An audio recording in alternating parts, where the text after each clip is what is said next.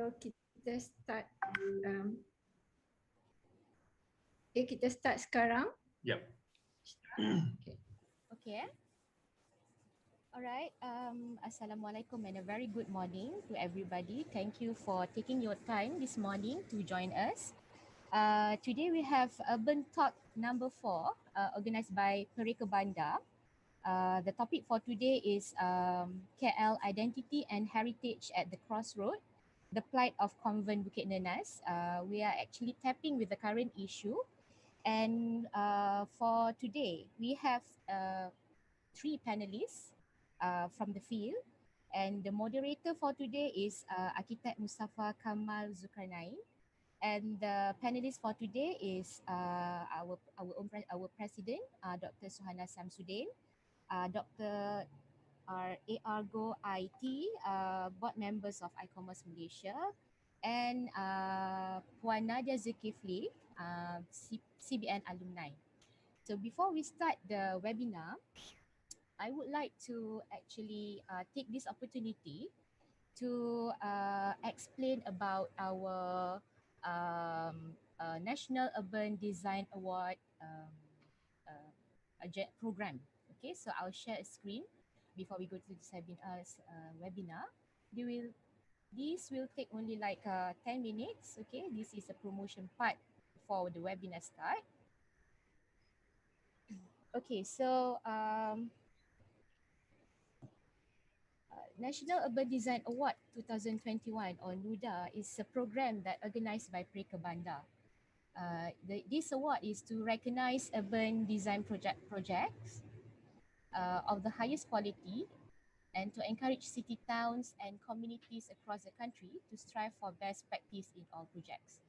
NUDA acknowledged the importance and impact of inter and multidisciplinary teams in the developability of Malaysian cities and sustainability of the community.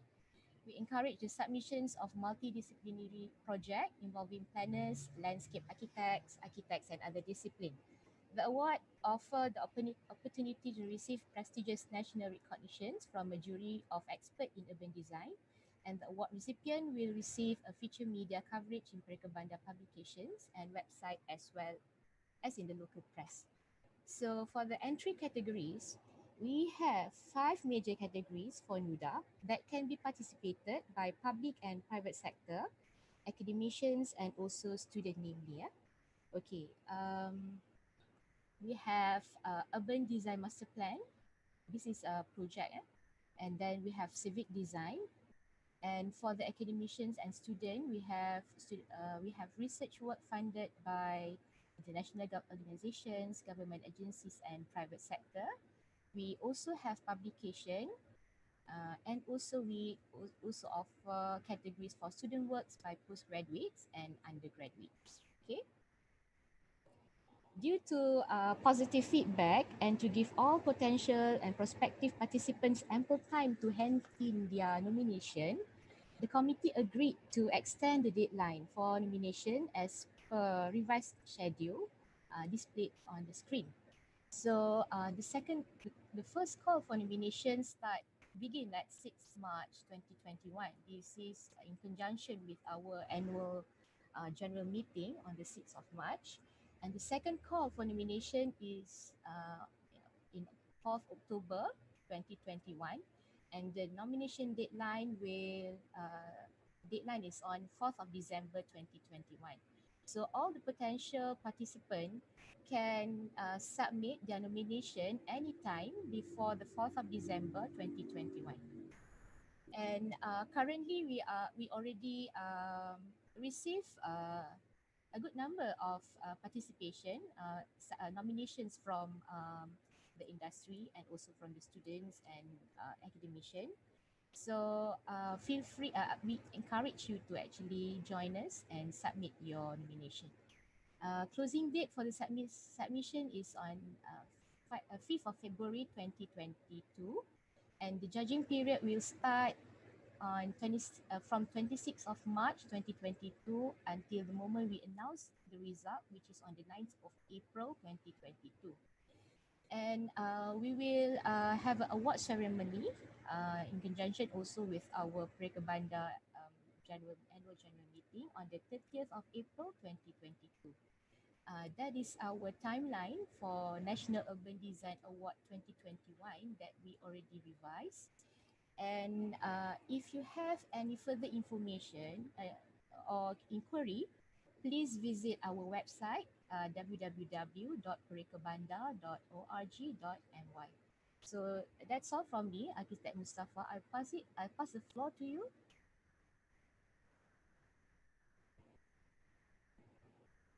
Thank you very much, Puan Siti, Mas Sita. Assalamualaikum warahmatullahi wabarakatuh. Good morning, everyone. Good morning, people.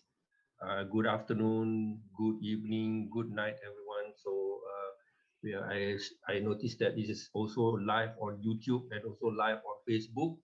And even though we are having a closed Zoom call here, but it's actually broadcasted well throughout the whole world, because I understand we have got many CBN alumni, not just residing in Malaysia, but residing elsewhere in the world.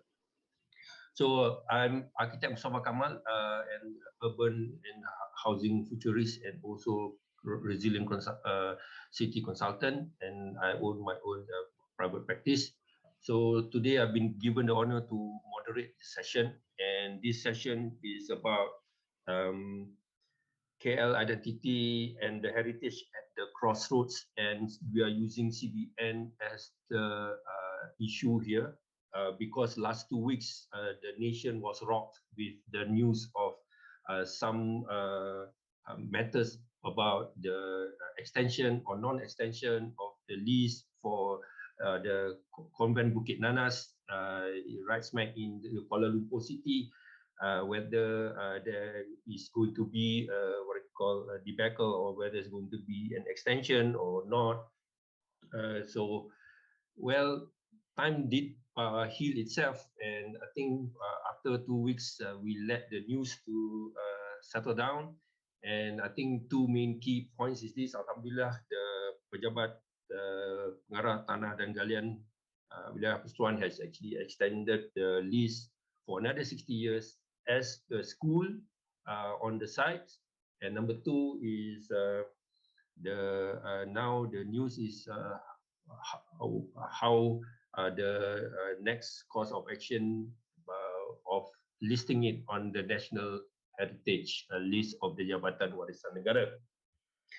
So before I go to the three eminent speakers that we have here, which we have is Dr. Suhana, Dr. Go, and also Puan Nadia. And Puan Nadia comes all the way from Singapore. So it's a very privilege, early morning on the Sunday morning. So before I dwell with that, I would like to read an excerpt from the documents of a new urban agenda, which is actually a document that signed by 196 countries in 2016 at the Quito. So this document is very, very crucial because this is actually an ikrar by all 196 countries to whatever we want to do for the next 20 years under UN Habitat and Habitat 3. And of course, there's another document that parallels this together, which is the Sustainable Development Goals, the SDG 2030, which a lot of people are very familiar. But New Urban Agenda is the document that is actually the ikrar. The ikrar means you testify and you actually testament on this matter. So there are 175 articles here, which is actually your so-called certification. But I would like to draw to number 97, and this 97 really talks about the very matter about this Convent Bukit Nanas.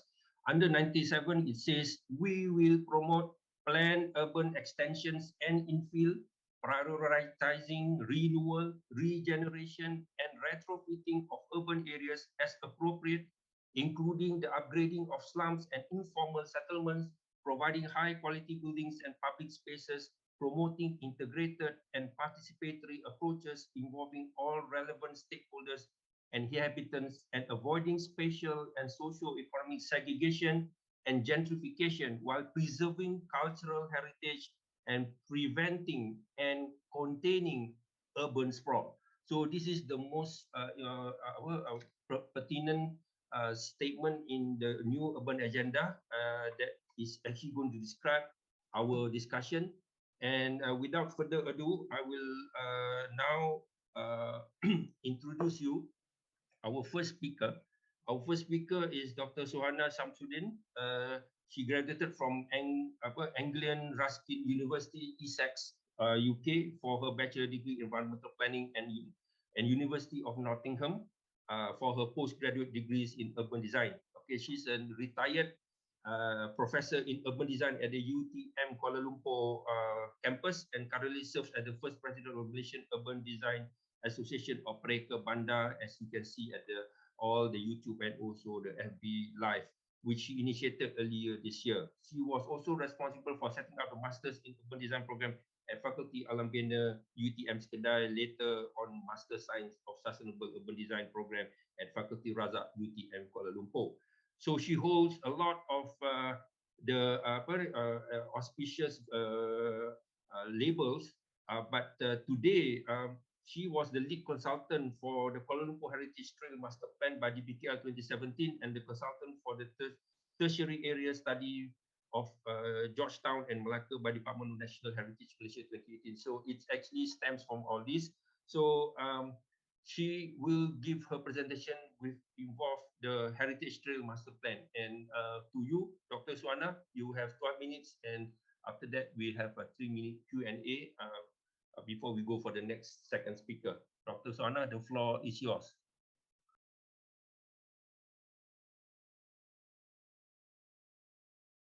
Prof, you're muted. Unmute. Okay. Thank you, Mustafa Kamal. Assalamualaikum warahmatullahi wabarakatuh. Good morning to everyone. Thank you to all the panelists who has willingly joined us to share our concern about the plight of Convent Bukit Nanas. Actually, even though the lease has been extended after the public outcry, which was really very frantic, as the moderator has mentioned just now, but the game is not over yet, we don't know what will be the situation of the further development after this, and the plight of CBN, I think will still be something that we should be monitoring and responding to. As been mentioned by the moderator, I'm just going to share the studies that we did when we were commissioned to produce the KL Heritage Trail Master Plan. Actually, this project was commissioned by the Ministry of Federal Territory as part of the ETP, Economic Transformation Program, developing what they call it, iconic places in KL as part of the way to boost up the tourism industry and to use heritage trail as part of as a tourism product that we could get people to come to KL. In fact, one of the problems with regards to tourism in KL is that people just treat it as a transit or just as an entry point into KL. They will stay here on their place, just make a half day and so forth. So how best can we get them to stay in KL, to actually spend the time other than shopping? Because before there is this presumption that people wants to tourists come to Malaysia because they want to shop. Even though they want to shop, they drop. But there is also the category of what we call now the cultural or heritage tourism. Tourists who come to learn about the culture and the heritage, the places, and this is the kind of tourists that we will be very interested to see the history of our place through the heritage assets that we have. KL being the capital city, is the face of Malaysia. It's the entry point, the gateway, and is the first place which tells outsiders about our values, our heritage, and so forth. So it's very important that Kuala Lumpur showcases its history, protect its heritage, not just for the benefit of the locals and the future generations, but also for the others to learn about how we built our cities in the past. So in doing so, when we did this we identified the within the Kuala Lumpur city center, what are the places or character areas that actually contribute to the history, the timeline of KL, and also at the same time giving the identity and sense of place. So during this study, we discovered about 13 character areas, um, 13 character areas, as well as historical places that actually forms the what do you call it, like the jigsaw puzzle that makes the old KL.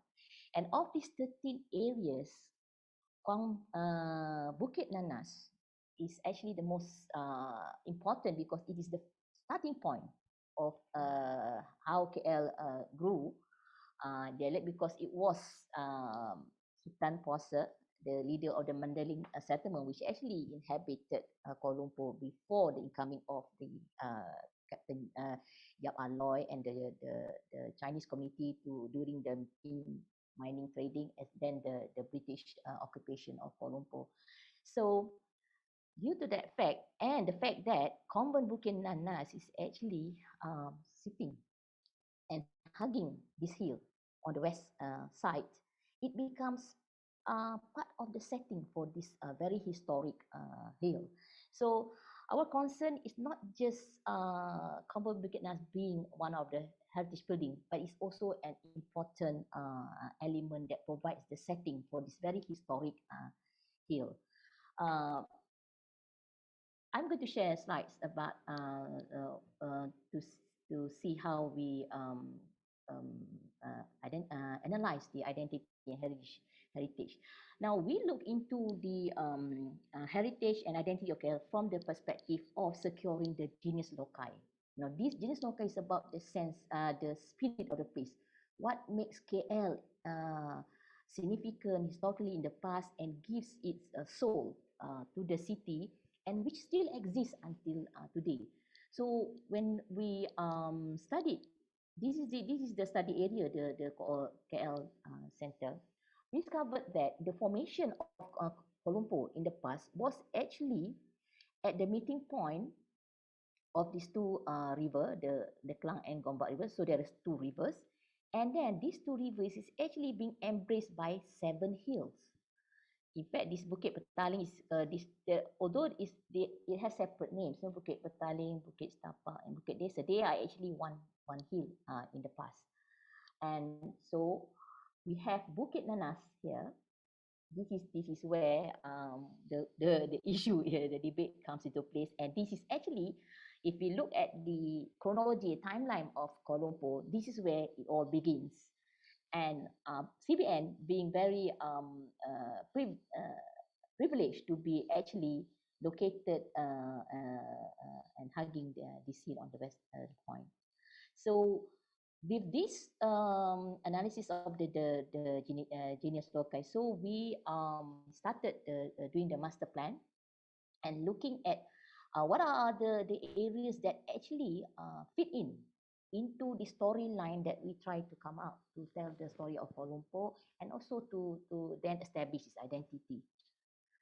So from that, this we managed to form to trace 13 areas which we still have the elements, or be it buildings, sites, vegetations, water bodies, and so forth, that actually has a role in the history of Kuala Lumpur, and has the character that depicts, what was the identity of the place in the past.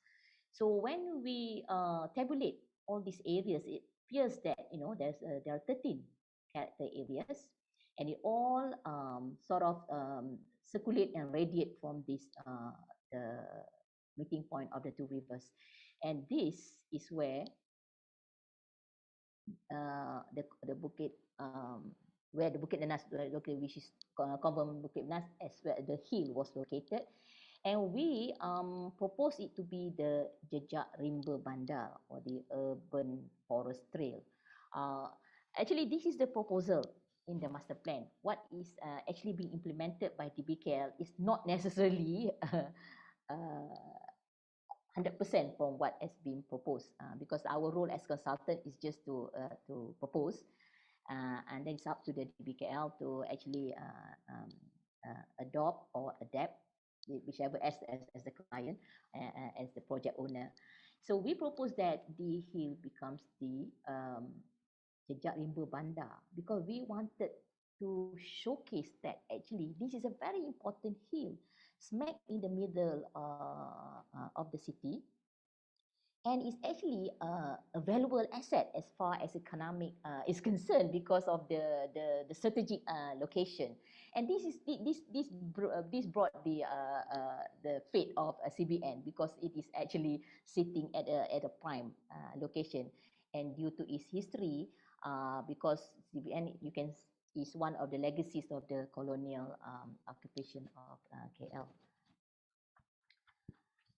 So if you look at the Jejak Rimba Bandar which we propose, where the hill is the sad fate of Bukit Nanas, before we talk about CBN, is that it is the first forest that has natural rainforest that has been gazetted in the country.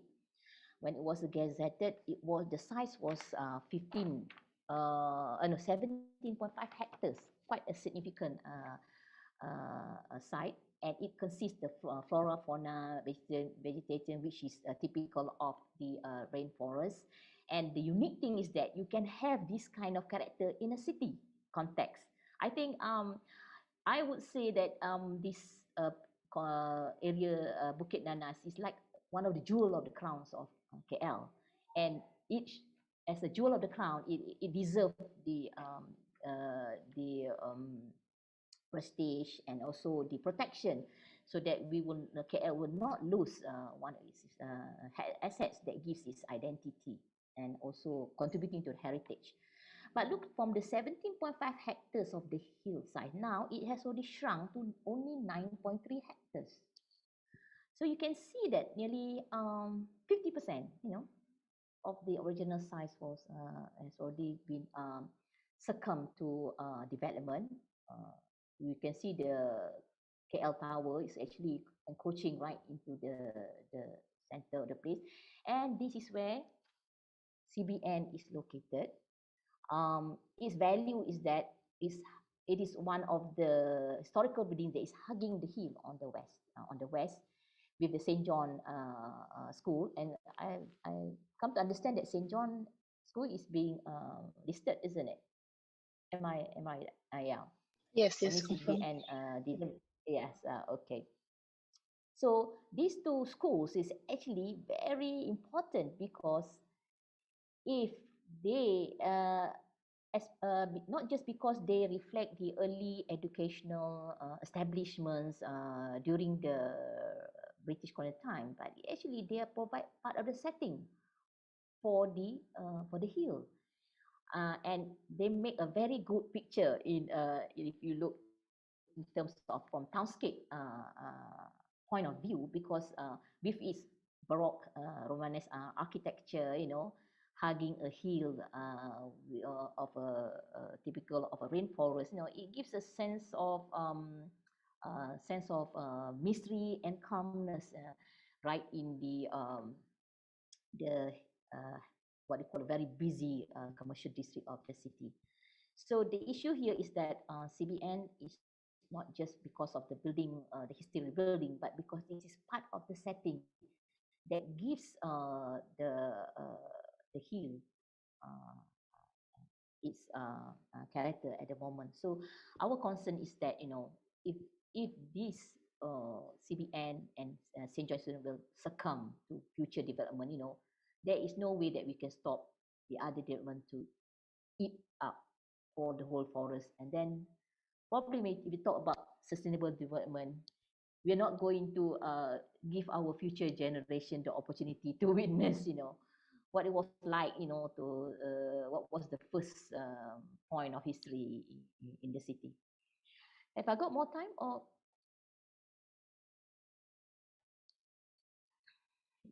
You're muted. Another 4 minutes, thanks.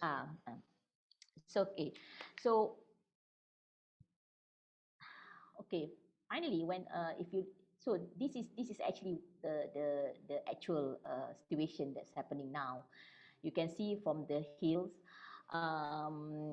Actually, the hill has succumbed to lots of disturbance even in 1934, if I'm not mistaken.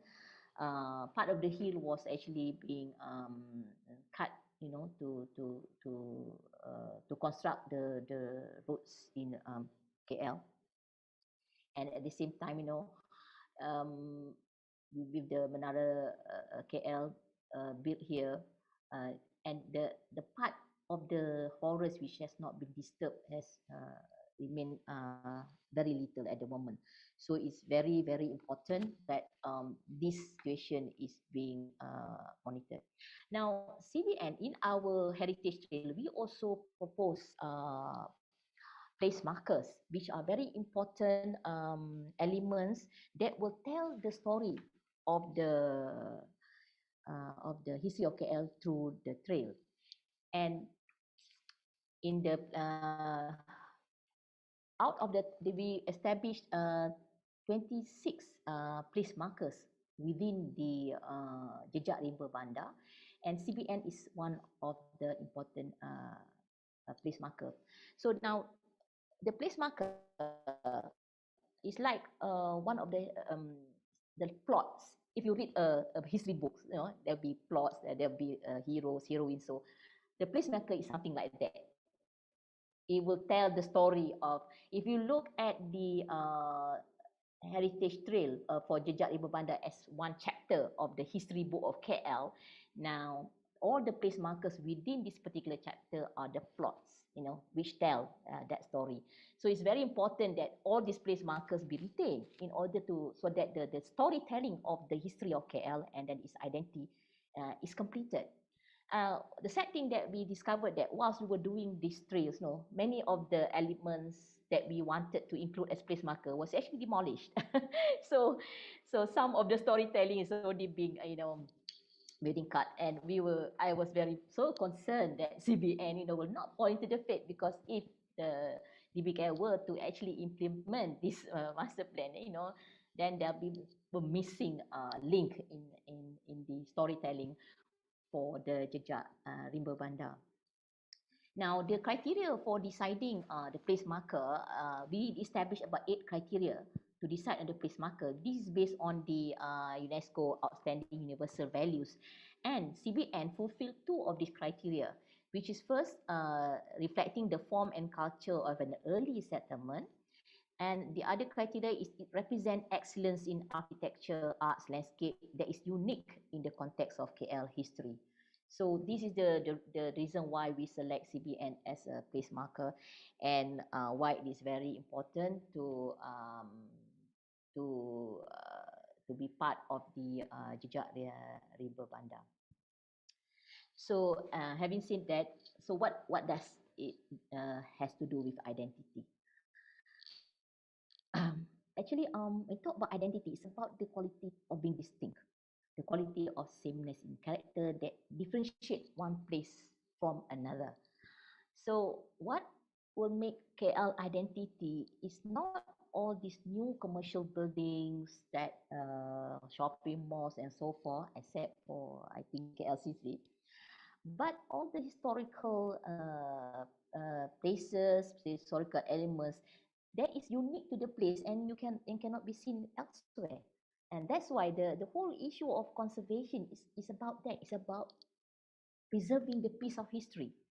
Because once you demolish a piece of history, I mean, like you demolish a heritage building, you can never replace it. Not in the same value as the original thing. This is the problem, you see. That's why when we deal with heritage places, everything, you really need to do a thorough cost and benefit analysis as to how you should proceed with your decision. It's about the money against history. When we talk about history, it's about people's identity, people's sense of belonging, people's sense of pride. As this is very, it's non-tangible. It's non-tangible, and that doesn't mean it doesn't have any value, because value is not necessarily is in terms of dollar and cent, because the intangible value is is much more very um, difficult if you tamper with it, because you don't know what is the implication it until, you know, in the future when we see some social problems, then only you detect, you know, that is actually part of the way. I mean, like Winston Churchill used to say, you know, today we shape the cities, tomorrow the cities will shape us. You see, how we build our cities will produce the kind of people that is going to inhabit the cities. I've heard people say that, you know, Malaysians don't appreciate old buildings. Malaysians prefer new buildings. I think who is to blame for this kind of culture? Isn't it the way we build our cities that makes the people having that kind of value? Because the relationship between environment and behavior is like a chicken and egg situation. Which comes first? The environment the men will build the environment, but the environment will actually influence the way the people will behave. So if you want people to appreciate heritage, you must build cities that show you value heritage. I mean, if you go to Italy, you know, you can hardly see new buildings. Even you see the new buildings, you know, you can't even tell the difference between the new and the old buildings, because there is this attitude and this value that the heritage is more important to them. So this is part of the way why we conserve this heritage. It's actually part of education process at the same time. You see, if we were to we no longer have all these heritage spaces, how are our future generations going to learn about our history? How we build our cities? It's not the same as reading in the books or surfing through the internet, as compared to you going there and be, you know, living, working or studying in those historical places. So this is the point that I'm getting at. And identity is very much related to history. Who we are is actually determine who we were in the past. And time plays an important component to make a building noticeable and becoming part of the identity of a place. You see, I've done, like the moderator has been saying, that I've done about, in the past 30 years when I was in service, I've done lots of research involving how people perceive the identity of place. People in Malaysia actually value the heritage buildings, because there's one study that we made in Taiping where we asked this question.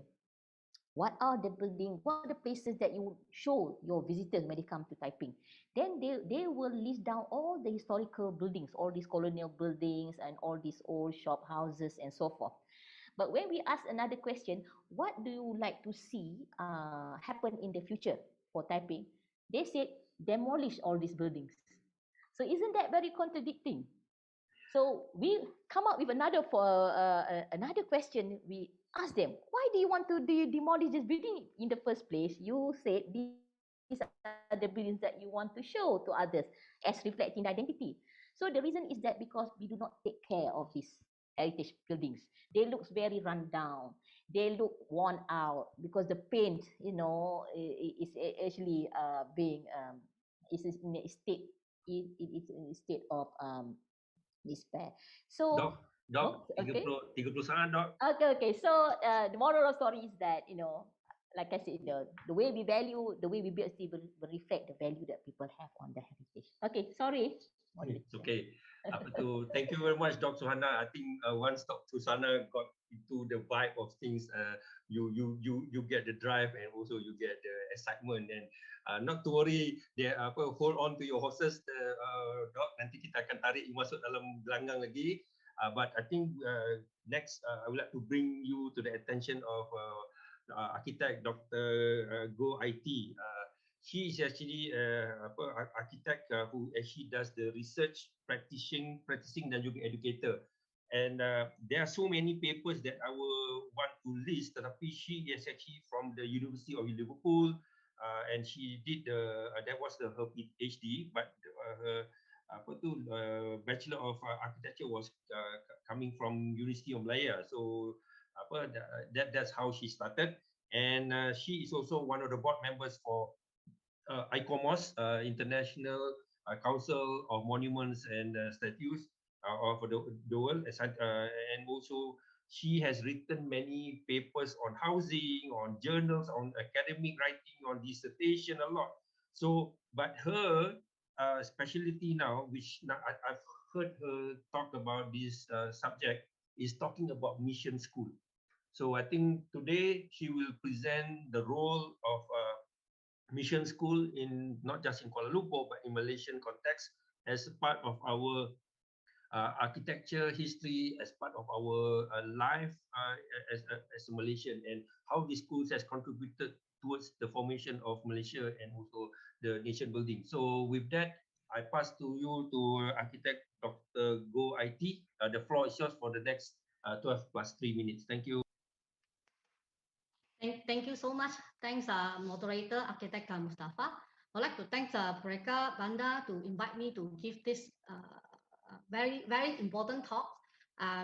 Today, I was going to push on what we have done to represent ICOMOS Malaysia, as well as the vice president for ICOMOS International Scientific Committee for Shared Built Heritage.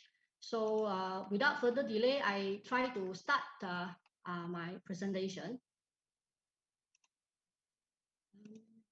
Okay, I put in the first page as a slide where a list of the heritage building actually present in KL, and where CPN is one of the building that we are talking about today. And when I link to this building, towards the end of the slide presentation, I'm going to link it to something we call it shared built heritage, something we share. It's not a heritage just for colonial period, but it's a heritage that relate to us, a development of KL, as well as the identity of a KL.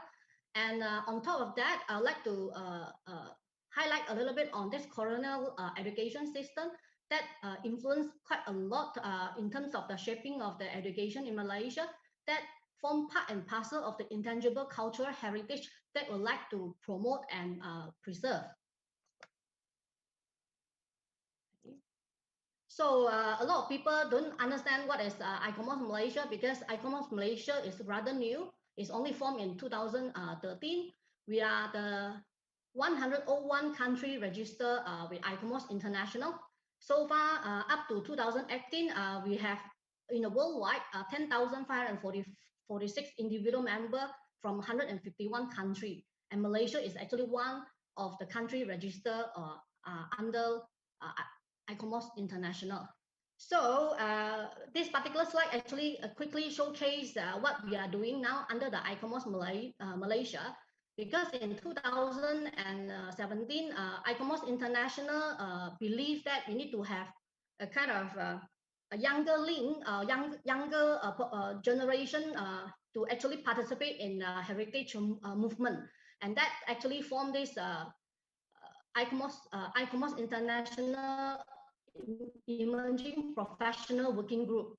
So under ICOMOS Malaysia, although it's rather young, it actually showcased one of the very important aspect of having a young group of heritage lover joining ICOMOS and form part of the council member plus part of the group that run a lot of activities. So with that, we actually craft up this heritage school rehabilitation project, or we call it program, under this young group with one initiative, because we always say all these listed class 1 building will be taken care by their trustee or the government when it belongs to the government.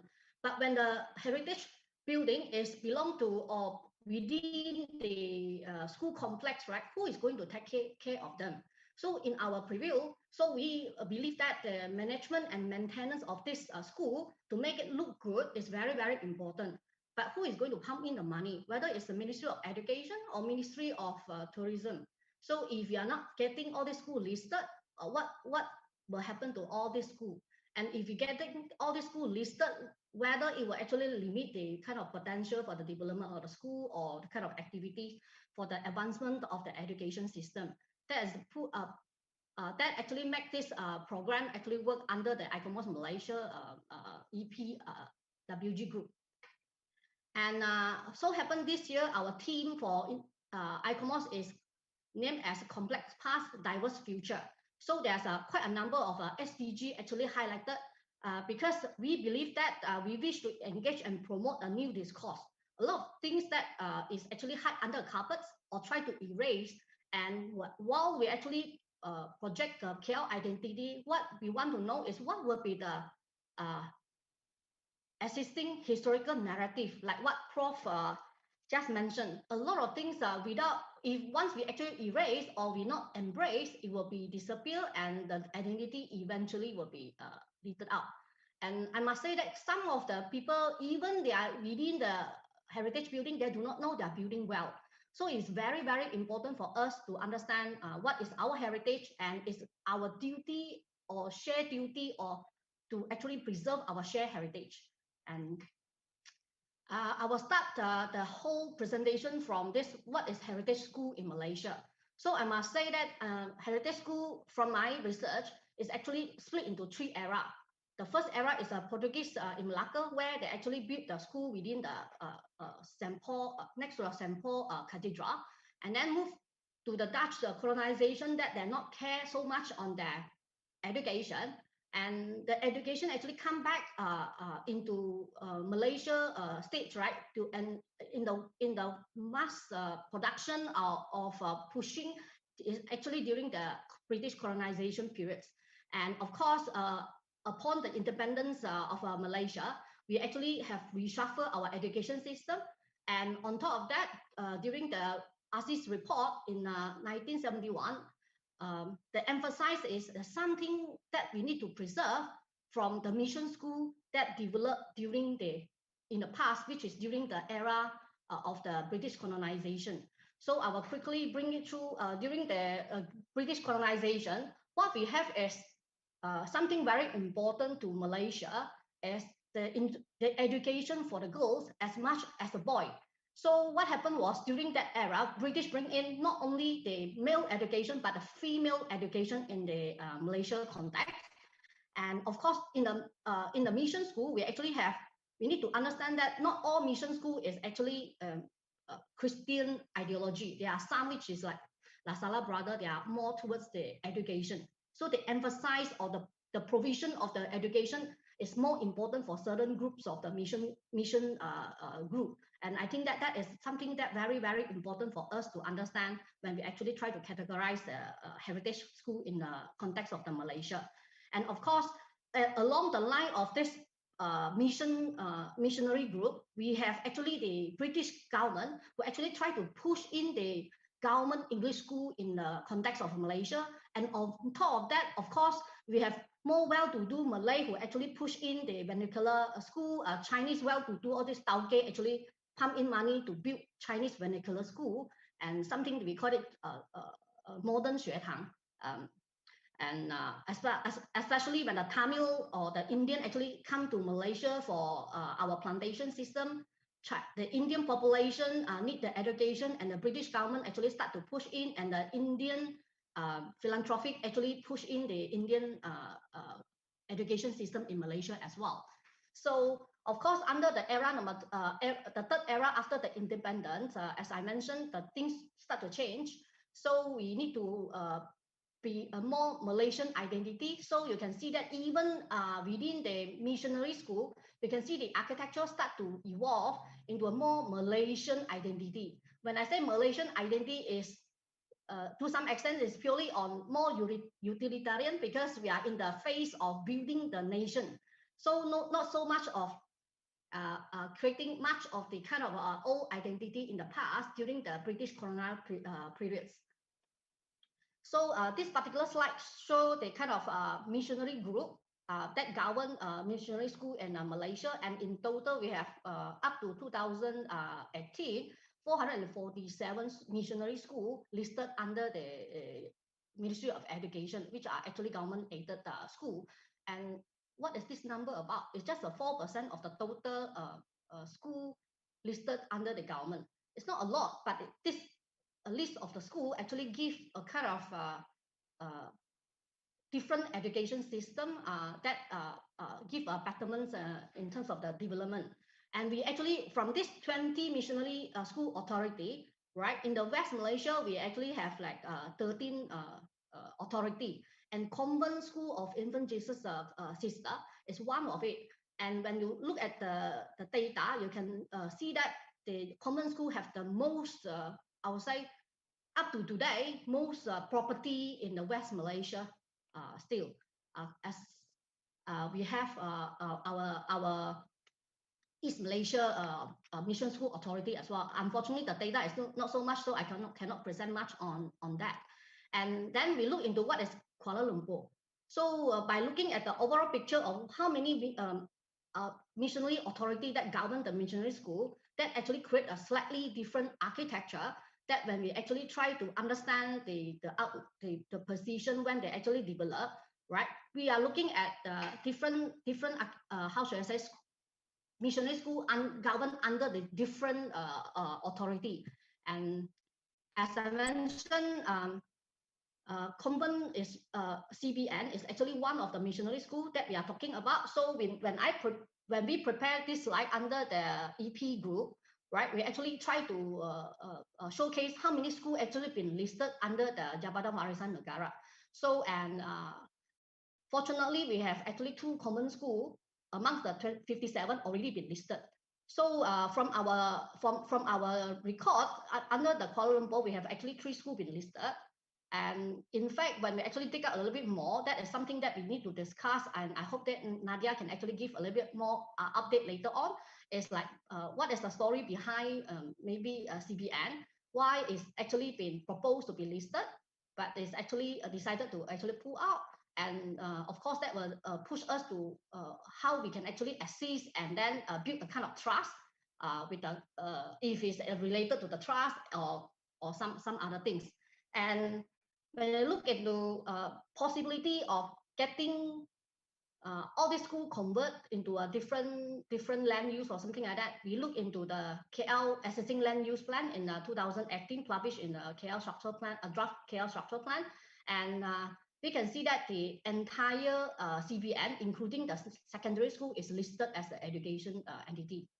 It's not really like you can easily change into the commercial or other land use unless the entire structural plan is actually changed. And now we actually zoom into the heritage zone. So I must say that under the draft KL structural plan, the Bukit Nanas area is considered as the secondary heritage zone. We know that we have Bangunan Abdul Samad, all that would be the first tier, and ours is a secondary heritage zone. And we move and zoom into more detail. We look into what is actually within this secondary heritage zone. So we can see that the entire CBN is actually split into 2 separate parcel. Parcel lot number 1 and number 2, and then the other parcel, which is the Sekolah Menengah Convent Bukit Nanas. That is actually the latest issue that related to the lease of the land. It's not on the primary sector section of the school, but it's on the secondary segment of the school. So we like to understand in greater detail the story behind the school. And when we look into back into JWN, what would be the lease under inventory? Well, this Convent Bukit Nanas is still not giving up or given up by them. And in fact, yes, the only question that I have from the list is, hey, how come the SMK Convent is not in the list of the inventory list? Maybe it's missed out, or maybe it's something actually happened within that we need to actually understand a little bit more, right? And to understand the whole CBN, I think that we have to quickly run through what is the history behind the kind of formation. That actually make CBN so important in terms of the entire history of the Kuala Lumpur, as well as the internal history of the convent as an entire segment. As we know that we have the 57 convent school around the Peninsular Malaysia, and CBN is actually one of it. So I must say that it actually started in 1899 when the 3 Christian nuns actually arrived from Singapore, and then started with in actual fact with a 7 male and a 5 female students, right? Besides operating as the orphan school or orphan place. So, and it actually moved to the Brickfield before it actually moved back to the current location. With the reason of the Brickfield site is a little bit issue because the number of students increased, and then with the annual flood. So I'm not going to really go into detail of all this because I only have 12 minutes to talk about. So in 1911, the school reached the number of the students of 308 that require a new classroom. So with that, the British government architect designed a school that which is what we actually see now.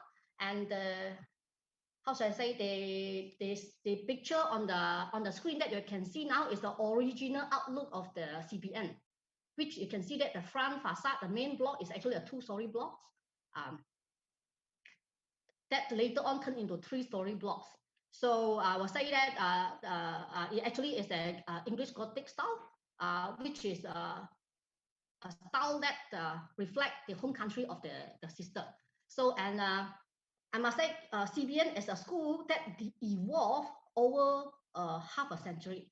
So you can see that after the 1911, where you have the old classroom, then it moved into the form 3 block, and then it moved into the inclusion of the Nazareth building after the World War II, and then it expand the art hall in 1957 and expand the form 4 block in 1963. So when we actually look critically on the CBN, we have to look into the evolution of the school, and what is behind the evolution is the trust of the public, as a trust of the trustee and to the trustee, and the trust of the people that the school have shaped the student or the graduate in a manner that they actually donate and actually expand and build further.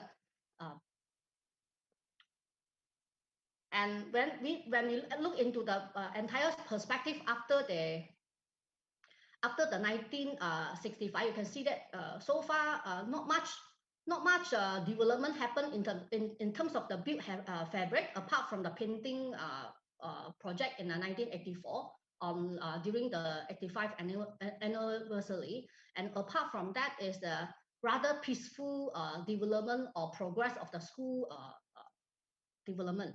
But when we look at the entire perspective, what we like to, I like to go back a little bit on the slide, which is when we look into here. In 1902, subject taught was essay writing, sewing, physical education, music, art, and including the hygiene and the geography class. And then the class actually moved into music class. And then they have the 1909, the first Cambridge test. And on top of that, when we look into the intangible section, right, we can look at in 1925, although this is the mission school, they actually have employed a first Malaysian teacher to actually teach in the mission school. So it's rather open-minded. It's like a welcome kind of situation. And in 1931, you can see that the school curriculum actually increased to other subjects like English, literature, geometry, algebra, including the Bible knowledge and French. So when actually move even further into 1951, right, physical education is actually introduced into this missionary school for the betterment of the student, that actually shape what we can see now as the CBN graduates. And on top of that, in 1965, after the Merdeka, you can see that they actually formed like 4 houses that actually more in line to the Malaysia education system of what is the, we call it like COCO and the kind of activities. And all this actually eventually move into what we shape as the students. And when I look into Convent Bukit Nanas, Nadia will have a lot of photo that's going to show later. When I visited CPN, I cannot take one single photo because of the COVID and because of some issue and a court case that went during my visit. And this is what we see on the left-hand side is the Convent Bukit Nanas. I would like to thank my team to share the picture so I can share to the floor today for the aerial view of the Convent Bukit Nanas. And on the right-hand side that you can see is actually the secondary school. You can see that the building is more utilitarian. And also the other building that we are going to talk into slightly more detail, which is the Justice House that actually evolved. And as I say, Convent School is actually is listed as one of the cluster school of excellence under the Ministry of Education. That what actually shaped behind or the activities actually insertion behind the education that actually make this school different than others. That for us to share and for us to learn, whether it's the education for the non-missionary school or others. So when we look into mission school as a heritage, we look into two things. Mission school under the umbrella of the, I call it shared built heritage. So we can see that CBN, I put a chronological in 1911 English Gothic style, and then we have 1914. A hall and a chapel was completed. 1924, from the record, is from 3 blocks. Unfortunately, when you look at the picture above and below on the left-hand side, you can see that the main block actually increased 1 level, but no record actually mentioned about that. So I have checked with our advisor for the My Heritage School, Dr. Ki Tan, right? He told me from his understanding is sometimes in 1932. So I hope that in the future we can actually add a little bit on this story, because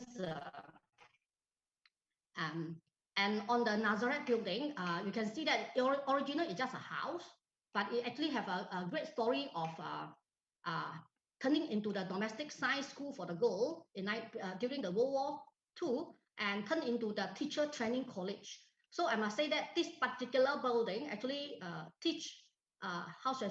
produce over 300 teachers to teach at over 50 convent schools situated in the West Malaysia. That means preserving the convent school, the CBN, is not only preserving the fabric itself, but it's actually preserving the link between this particular building, which is located at the secondary school segment, to the entire network of the common school in the West Malaysia. So, and this particular block actually turned to a Form 6 sixth form wing under the CBN, as far as the record that I can actually look into. So when I look at the CBN for my study, I consider that CBN, we can study the kind of intangible cultural heritage that they actually have. The intangible in terms of the education system that actually insert. Like I just mentioned in the Aziz report, right? There's this special character in this particular school, right? That need to be studied in detail and to maintain.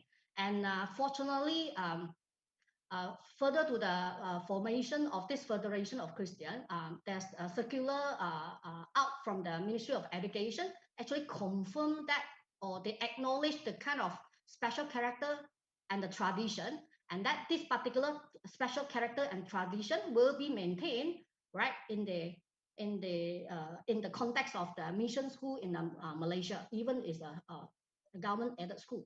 Doc, so 1 minute, all Doc. this character is considered as one of the intangible cultural heritage, right? Because it actually aim with the holistic education that balancing the character development for the academic excellence of the students.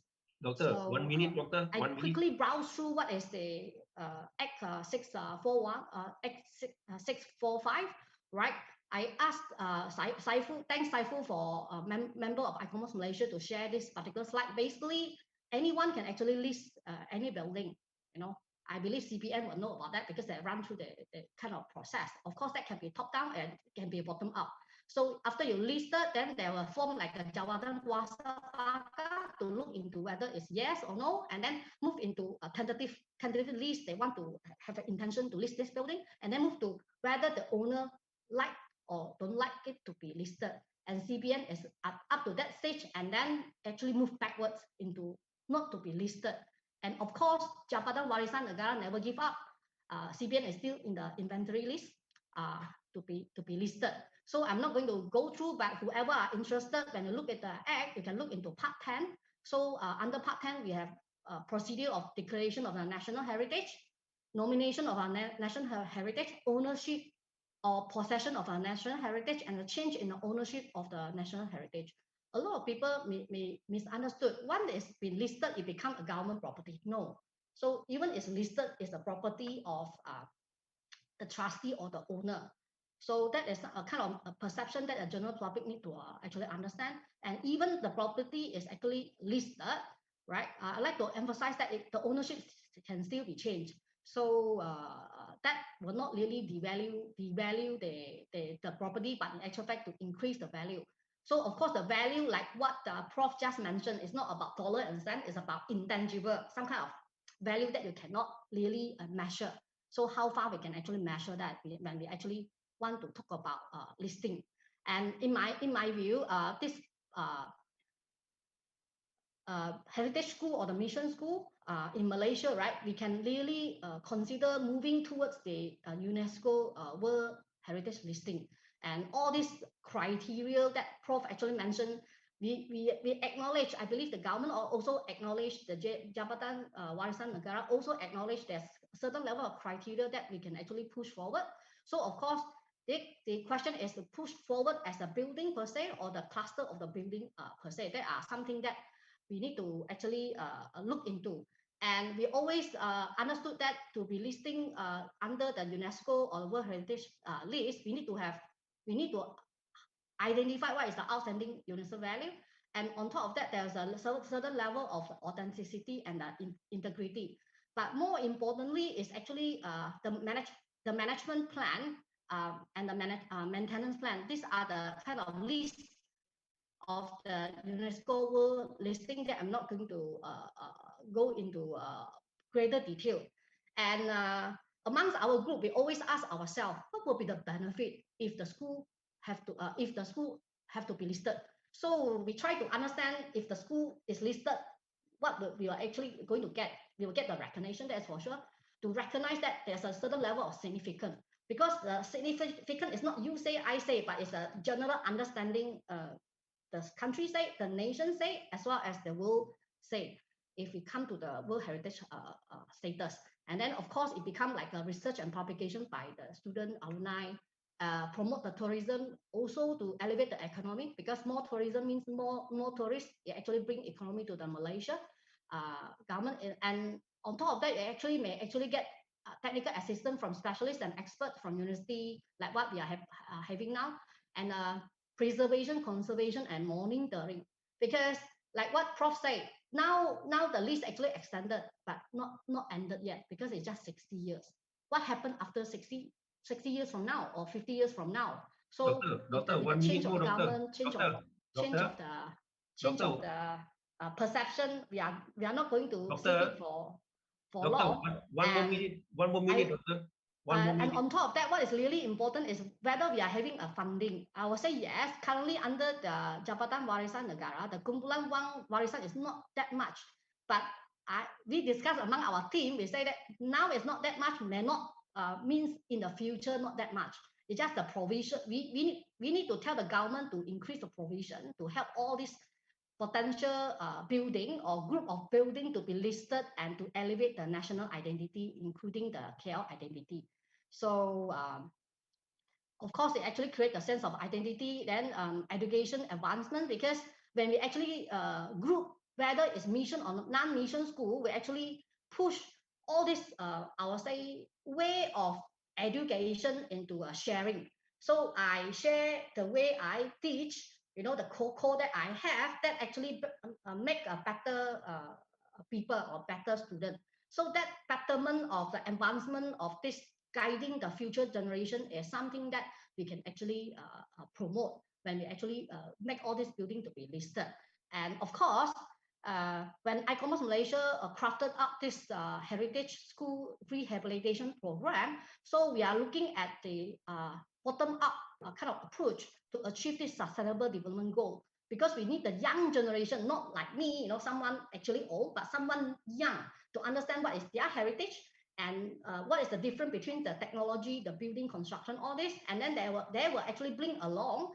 And if the school embrace the kind of concept, the school will have the kind of program in the long run to actually make that happen. So the identity will not be disappear. And of course, once it's been listed, all these school or buildings will be protected under a series of act and a guideline. So, and it's under a series of the monitoring system. So of course, to end the presentation, or say to moving forward, what we need to do. The first, I think we need to do a method drawing, because the school actually run through so many extensions. So what will be the future? And then I will suggest the school to be partner of ICOMOS Malaysia EP group. So to have the community bottom-up approach, community-based approach, and to work together to carve up this heritage school maintenance and management plan. Because to be listed under UNESCO, one of the key criteria is to have this maintenance and management plan, and to have a school alone to carve up maybe how should I say, human resource shortage. So it's good to actually form like a big group of people to actually look into something like that. Of course, the third that we need to understand is like to have to explore the version to make the listed land, leased land, whole kind of land into the freehold land. So under the KL, there may be a way out to make it a freehold. So this particular 60 years threshold kind of issue will not happen. But that we need the assistance of our government to kindly turn into the freehold land under the current possible way of achievement to do so. And then, of course, I will hope that under the inventory list, we can actually include the secondary school under the CVN to be national listing as well, not only the primary school. So, and to consider under the World Heritage Site, I end my presentation. You can visit us, ICOMOS Malaysia, and for the email, can easily contact my heritageschool@gmail.com. And I believe my team, who are the younger, very own kind of group, like Mariana, Esa, Saifo, Intan, they are very helpful in pushing all this towards the listing. And on top of that, to improve the kind of understanding historical portion, we actually, ICOMOS Malaysia appointed Dr. Thi Tan, who are our advisor for my heritage school program. So who actually have the PhD on mission school in Malaysia. So he have a great knowledge and in-depth understanding of mission school in Malaysia and the threats and what happened in the past, including the convent school in the Seremban. I end my presentation. Thank you. Thank you, Dr. Go. I thought I lost you because couldn't get to speak to you. I think you off your volume, so you didn't hear my singing of the bell.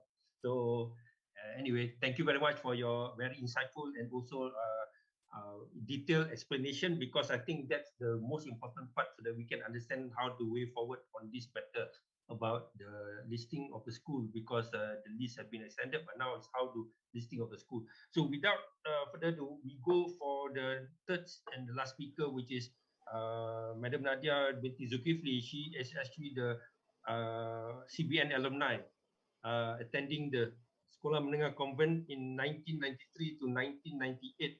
And Yes. she was actually during those time, there were the cheerleading, handball tournament, and also school play. So very active student. And she now resides in Singapore. And I think she's also an architecture person, and she understands what is about heritage and also the future of heritage and how we need to actually look at it very seriously. So Nadia, the floor is yours, and hope you can share all the way from Singapore your thoughts and your actual life as a Convent Bukit Nanas student. Thank you. Right. Okay. Thank you, everyone. Thank you, Preka Banda webinar, for inviting me to this seminar.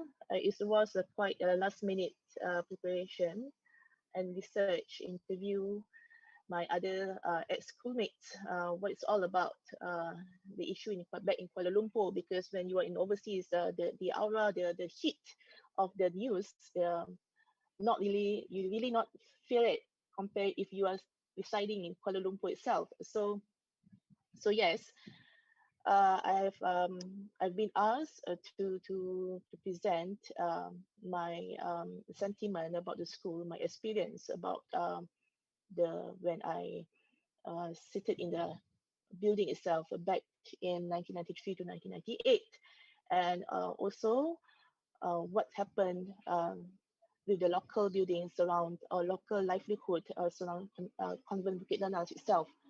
So I started with a slide, a simple slide, mostly about the images because I don't have those text or complete research like Dr. Go, like Sohana. I'm just a practitioner in architecture field. Okay, so I started with chapter 1, CBN, significance to livelihood and local. Okay, pointer option. You see this Convent Bukit Nanas surrounded with the green lung of Kuala Lumpur, and you can see the high rises of the Kuala Lumpur itself, the commercial plot, and a few low residential because of the shop houses around there. Okay, so this view I've taken from the Google Earth, Facebook actually. Okay, I started with this view because it is so meaningful, because when I was in Convent Bukit Nanas in 1996, I witnessed the construction of KL Tower, and also in 1998, I witnessed the opening of KLCC. That was when I was in final year in Convent Bukit Nanas. Okay, so to understand Convent Bukit Nanas is simply to understand the location by itself. Everybody knows in this group where is the location of Convent Bukit Nanas. So you can easily Google and say, okay, Convent Bukit Nanas is at the top of the hill, surrounded by these a few places like Masjid Jamik, Bukit Silon, Bukit Bintang, and KLCC area.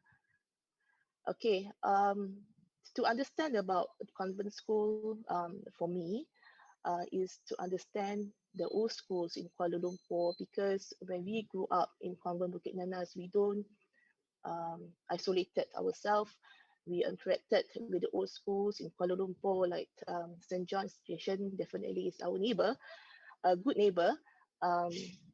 Bukit Bintang Girls' School, St. Mary Girls' School, Victoria Institution, and Pentadis Boys' School. I just name it a few because it's close to my school. Actually, we have another old school outside this radar, like La Salle or Convent Sentul, Convent Jalan Pil, name it. So many convent in the Kuala Lumpur itself. You see, this old school, you can see that Convent Bukit Nanas is actually at the top, and that's the reason why we are still protected. It's not because of the privilege of the school performance. I can say like we're not those so like short sendiri lah, okay? Because I know like there's a great people come from BBGS in January, but unfortunately, due to their location at the prime city center, they'll be taken away. Okay, that's very sad actually. You can see this is how the school, the facades of the old schools in Kuala Lumpur. As an architect, I always admire the facade of St. John Institution. I enjoy the view when I pass through the building. Put aside the people inside the building because sometimes they are kind of naughty. So yes, I also admire the VI institution architecture. So these are the three buildings aside from Convent Bukit Nanas itself. A Convent Bukit Nanas for me is a pretty straightforward building with a few series of arches, pointed arches and column compared to St. John and Victoria Institution. Okay. However, yes, this is all the heritage building that we should. All right, talking about this Convent Bukit Nanas and the surrounding, this is what I recall memory in the school itself, where the prominent Jalan Bukit Nanas is a heritage trail by itself. Where the moment that you start here in the junction of Jalan Gereja and Jalan Bukit Nanas, you'll see the Museum Telecom, Cathedral of St. John's, and you go up. St. John Institution is pretty new, 1960s. And when you go up, you will pass St. John Institution, Convent Bukit Nanas, and Sekolah Menengah Bukit Nanas at the top. And okay, so with the access to Convent Bukit Nanas, we can go from Jalan Ampang or Jalan Raja Chulan. These are the main access to the school. Okay, these are the buildings that whenever we walk, climbing up the hill of Jalan Bukit Nanas, we will pass all these kind of buildings. So I simply grabbed a screenshot from the Google Earth to climb up the hill to recall my memory in this school. Okay, so because the memory instilled from the bottom of the junction from Jalan Gereja and Jalan Bukit Nanas, you can see the Museum Telecom at the right and the glimpse of Cathedral of St. John. And you walk up ahead, you will see the St. John School on your left and Christian Community Service on your right. It's pretty peaceful. Okay, wait until you reach at the top. Okay, then you go up again and you see your St. John Institution on your right before you reach your high school. This road is usually it's either you walk or you drive up. Okay, and then AIA Tower at your left. It's just an office building, but it's very close to the CBN because we have a gate that whoever come to this school, you can use this gate passageway to the Jalan Bukit Nanas from Jalan Ampang.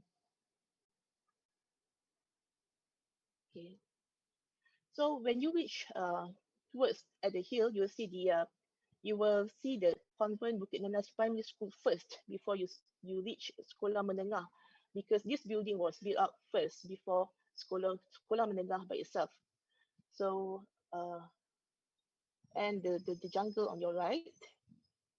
So yes, this particular location, in early morning, the student will be enjoying the cooling and refreshing atmosphere due to the nearest forest.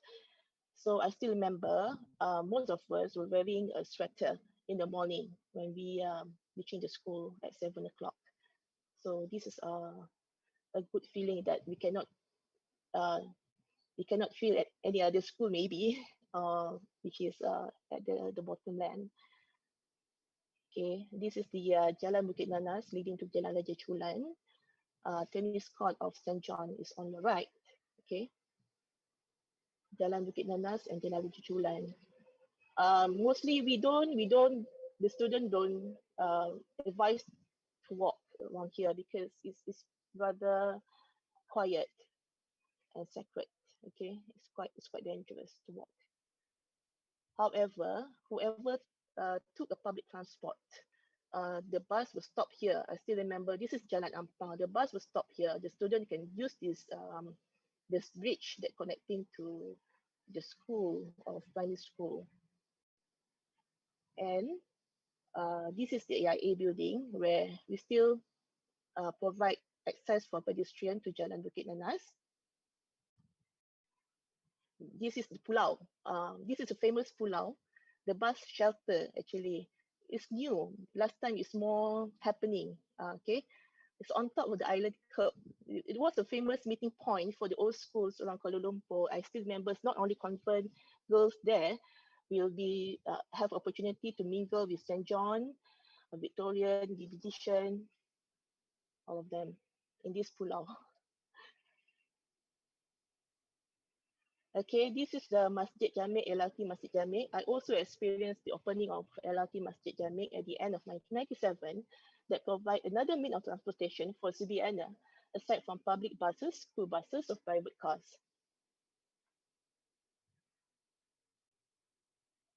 Now we go to chapter 2, the CBN, back to the memory lane. You see, I have plotted the zoom out, the zoom in view of the roof plan Sekolah Bukit Nanas on your left and Sekolah Menengah on your right. And we have Jalan Ampang, Jalan Bukit Nanas, and Taman Eco Rimba. This is the detail, the function of the building itself. The famous white hall here and the red hall. This is the hall belong to the primary school that they switched the usage of the hall because they share the same cluster of building. So this is the our famous school field in primary school where a lot of advertisement by Petronas happen here. Okay, and okay, this is about primary school, and we go to the secondary school here. My assembly hall and classroom and lab, our famous Nazareth building as well. School field. We don't really have a big school field compared to St. John, but this is what we have, and this is what we do at the school field. We play netball, we do cheerleading activity, we play handball, and also this tennis court also witness some of the cadet exercise, um, volleyball exercise here happen here. And you see this is Pokok Kemboja. Pokok Kemboja is a famous meeting point within the students, whether it's a formal, informal discussion on the curricular activities happen here. Okay, Dr. Goh has explained the facade of Convent Bukit Nanas. It's good that it was built by the JKR architects, Mr. Huxley and Mr. Kesteven back then. And this is the facade of the Sekolah Primary School or Convent Bukit Nanas. Here we see a series of pointed arches with the pillars and stone railing with the ornaments. Okay, the facade was painted in 1984. So the photo that I show here is not I have in the I mean in Google or whatsoever. This is a contribution from my ex-schoolmates because I called them. I still remember a few days ago I said, hey, please help me to support the photos inside building. So my schoolmates, Melissa, Shamini, and Gita, helping me to show these photos. So these photos was taken inside the White Hall. Why we call it a White Hall? Because of the white stone flooring, and it was built 1914 together with chapel. Okay, another view of the White.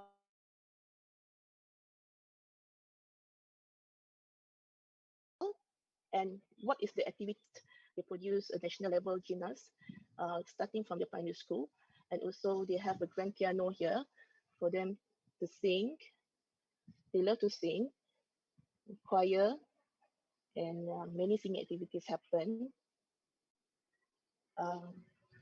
Primary school, this one, the second assembly hall, they call it the red hall because it represents the red stone flooring here. And also somehow I feel like the area was dark, but just because we have a glimpse of light. And also this one is a facade overlooking the field. The same facade overlooking the field. The facade is surrounded by the four corners of the building. Okay, you see a lot of compound in Convent Bukit Nanas is utilized for this kind of such activities. Dancing, performing art become the main curricular. So that's why I see like many sport area in Convent Bukit Nanas is being utilized to encourage the student to perform. Actually, the reason behind it, found it is it's not like they ask students to become a celebrity. No, it's because they think they want to teach us to become confident in any field. Dancing is part of the confident exercise actually.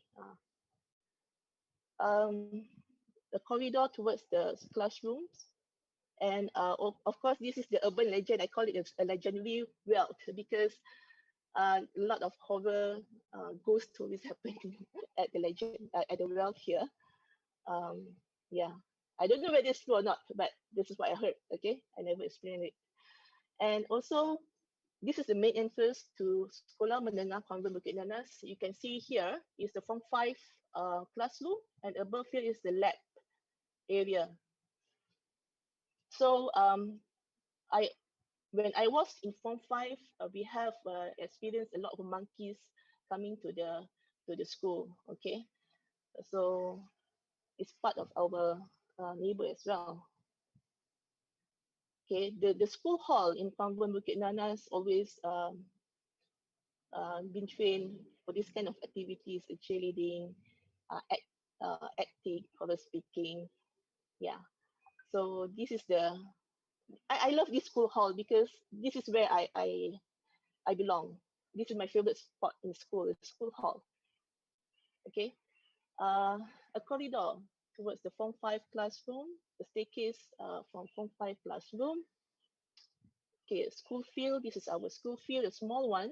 And also take note of the famous frangipani tree here, which was the best meeting point for the students. And also I took up this the photo in the YouTube here in the Form 4 classroom. This is where I also learned in Form 4 room. I noticed they opened up a partition due to this pandemic and they want to impose social distancing furniture arrangement. Yeah. Okay, this is our canteen. It's such a big hall for the canteen, and you see the row or the front food counter here, where they sell a lot of foods. A good one. They have a different owner, not typical school that have one ownership that conquer all the food market in the canteen, and the food is lousy. No, they provide to the different owner. So yes. This is the sister hostel and the Form 6 block. The image was taken during the landslide issue last year. I don't have experience much in this building, this part of building. Okay.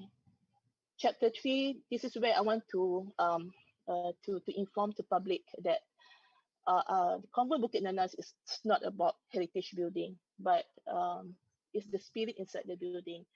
It's a great foundation as an old situation in Malaysia with a strong ethos. So the building must come with a package of the function of the building and the people that run the building. If these three elements were taken by whoever, it will gone. Okay, this is what we have the firm belief that we want to inform to everyone here.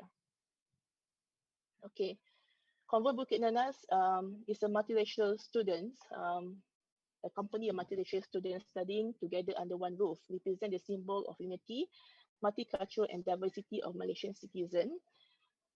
So as a Malay, when I enter the convent school, I mingle to the non-Malay, and this is what carry me outside Malaysia, where now I can say my Malay friends is the same quantity as non-Malay friends, actually Chinese, because of this school itself. They produce gymnasts, cheerleading, and national level color speaking champion, and also they still succeed in academic for whatever curriculum that they do. Some parents think it's kind of wasting your time to go to school and spend so much on this curricular activity, but it's actually, it motivates you to come to school every day. So this is all the discipline that instill among us, that we are not just only focused on curricular activity, we have to focus, excel in academic, that which I still remember when I was Form 5, I sleep only like 3-4 hours a day to catch up both SPM syllabus and curricular activities. Okay, last but not least, this is my personal experience about the building. Because of the KL Tower, made me an architect itself, because this is what I abuse to the architecture and engineering of the building, and it motivates me to be an architect. And apparently, I have completed 2 high-rise. One high-rise in Singapore is a tallest residential in Bukit Tower. Another high-rise in JB, the Astaka. That's my past prominent projects that I have completed with GDP Architects, with Architect 61. Okay, thank you. last but not least, I want to say that my discussion, presentation, and statement come from my personal opinion point of view, not from the CBN Alumni Exco. But nevertheless, I would like to thank them to give a consent for me to talk to public on this CBN matters. Thank you very much, Madam Nadia, for that illustrious and also wonderful photos that you show.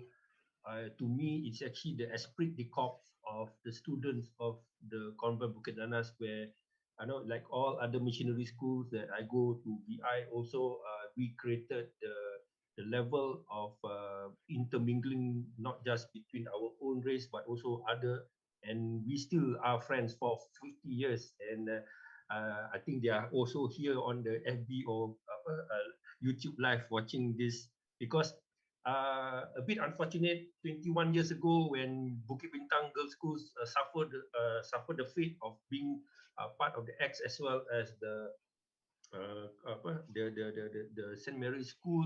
So there was no social media. So now we have the social media power, and we have the people's power move. So I would like to akin to a very important caricature comic that I saw a few days ago, that there were this public which is actually sitting on the ground, on the floor, where there's a table of the map of the whole of the city, and on top of it is the building that they want to do, and the seats around are actually the developers, the particular stakeholders that actually want to put in the money. So the caption at the bottom is, the moment that the people at the bottom of the board rise up, the whole building and the whole people that surrounds the whole thing will be shocked, and the building will not be there because the people has actually be in front of them and in the middle of them. So to me, I think it actually brings in the picture that it's not just the school, and I think Dr. Shuana has actually allayed to us in a very succinct manner that the surrounding, the locality, the context, the particular how shall I say, setting is the most important thing that it actually will make Kuala Lumpur different city from the rest of the world.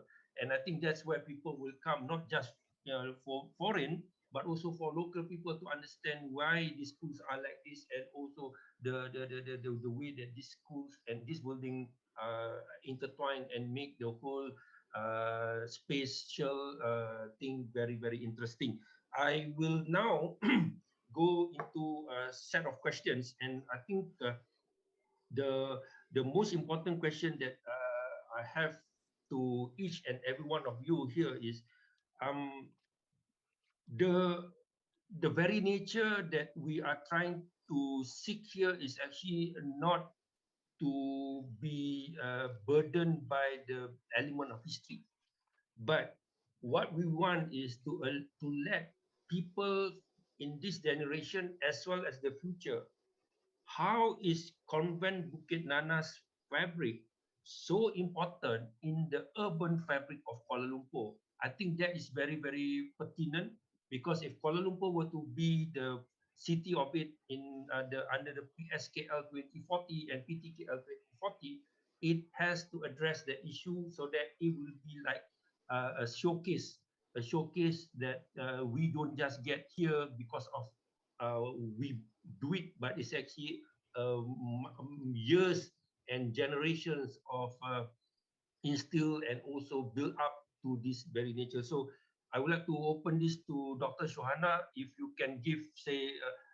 3 or 4 sentences to actually tell me how is the Convent Bukit Nanas fabric so important in the urban fabric of Kuala Lumpur, Doctor? I think I think I highlighted it as well just now in my presentation, but at the same time, as Nadia has already shown just now, the sequence of the views and the experience as you approach the CBN from from the road, it seems that CBN and BI and the other buildings actually illustrate one aspect of the townscape character that is quite unique which is not seen in other cities in Malaysia, because this is the kind of the townscape character that is synonymous with the townscape that you can see in Europe, the medieval Europe, where you can see the pointed arches, the towers, the serial vision before you reach. I mean, if you look at just now, if you remember the slide that she showed, CBN, it becomes the climax of the journey going up. So I think CBN, I said, is just like I said just now, is one piece of the urban fabric, but it's not just the piece, because it sits in the part which is among the most historical part of Kuala Lumpur. So it doesn't matter, once you are part of the history, you already have this value. And this is the very reason why, you see, if you go to Japan or you go to other cities, sometimes they preserve buildings is very shabby, and it doesn't have got any like architectural significance if you compare to the new buildings, but because it is sense of existence, for the 100 years just been there, that makes this having value as an important component of the fabric. So I would like to propagate that, DBKL have very stringent development control systems to protect this fabric, not just CBN, but it's also within the vicinity of the historic KL, within, like I said, the meeting point of the two rivers, and it radiates a bit up to the Dataran Merdeka. So these are very, very, it's like I said, it's like the face of KL as far as identity is concerned. And likewise, if you preserve CBN but you destroy the other building, it also doesn't make it doesn't also make any sense, or it doesn't contribute to the struggle of the protecting the character. And like I said, we have to now look into conservation of the heritage places as an ensemble rather than by elements, because this is actually the previous trend. We sort of preserve buildings as an individual buildings, and we forgot that the building is part of a setting, it's part of an ensemble. So now we have to look it like not building outwards but outwards. It's the whole ensemble is important, and whatever that going to come in, we are not saying that you cannot build any new building with this, but you can build it, but you have to build it sensitively, so that whatever things that come in doesn't outshine the one that is already been there. Okay, thank you, Doc. I got a question for Dr. Goh. How do you see the importance of having schools by preserving schools complexes in the inner city, which is as part of the fabric of the urban setting for a school, not for school, urban setting for a city like Kuala Lumpur especially. So what if we were to take out all the schools, and previously I remember when there were many more schools that was actually in the city, you will see thriving of children, thriving of even the paskola, thriving of the livelihood and also the liveliness of the city setting. So how do you see the existence and the preservation of school complexes in the cities, Dr. Goh, from extension from whatever you presented just now? Okay, thank you so much. My viewpoint is simple. The reason why we actually mooted out this heritage school rehabilitation project is actually to encourage younger generation to actually expose to what is actually heritage. So they need to understand from the when they actually start into education. So from there, whether it's from the sketches or from to understand the building material or to understand how to paint the building. So the kind of concept is actually from, I still remember, I'm not from any of this mission school. I'm from the SMK, the normal government school. But the program that we have, like what Nadia said, Nadia have the experience from as a Muslim, actually, how should I enroll into the CBN. And CBN crafted Nadia in such a way that it's a multiracial kind of group that actually make her actually able to communicate, or maybe able to actually perform herself or present herself better in the society.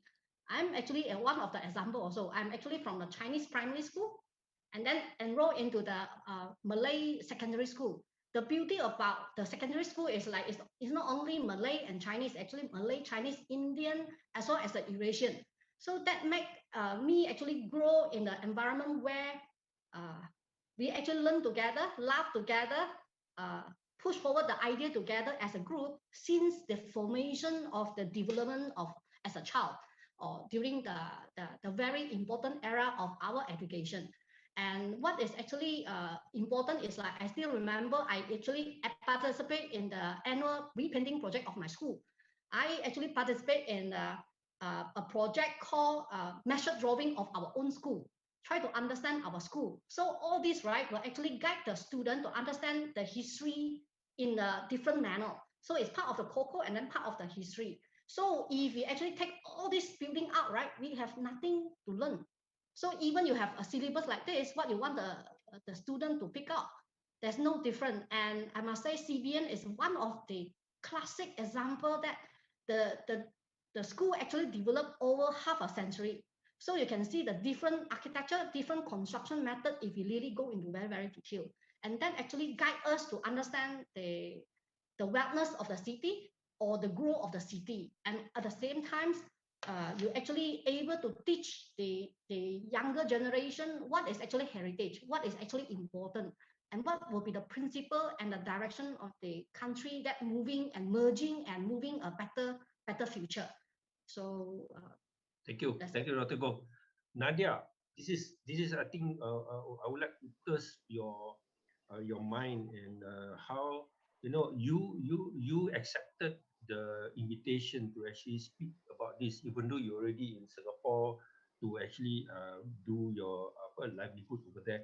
But what actually the most important aspect that you have actually gained from being part of the history and also part of the curriculum in the Convent Bukit Nanas, that you would like it to be extended, not just as because of a building, but because of the brand of say Convent Bukit Nanas student, and how that can help the future generation to understand this as we move our city from mere buildings to a city which is actually more people oriented and also people centered. So Nadia, any thoughts on that?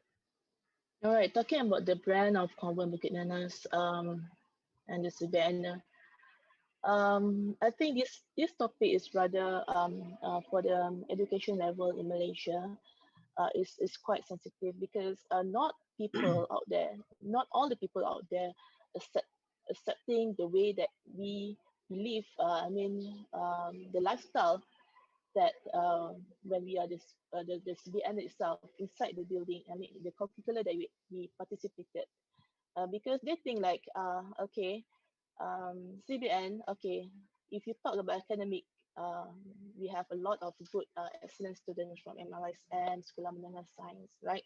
This one is a government, fully controlled government school, I can say. But CBN, because it's a partially government controlled and it was managed by the trustees, which is the board of governors.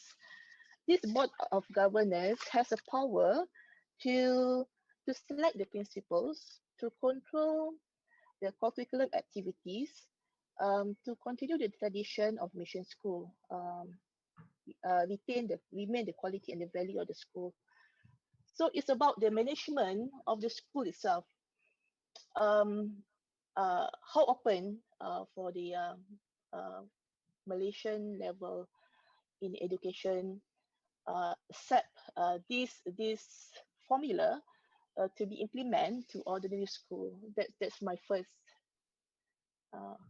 question mark. Yeah, how open? Yeah. Yes, because it's somehow they said like, you go to school, you dance, you be a cheerleader, then whatever it is, then you go out, you become so feminist. you become so outstanding that you want to conquer everyone. So not everyone can accept that character actually, but it helped us to move forward in our career level inside Malaysia and outside Malaysia as well. I have a friend in Singapore who are the top 20 lawyer in Singapore. That's what I heard from Convent Bukit Nanas. So these are the character that been instilled in the alumni itself.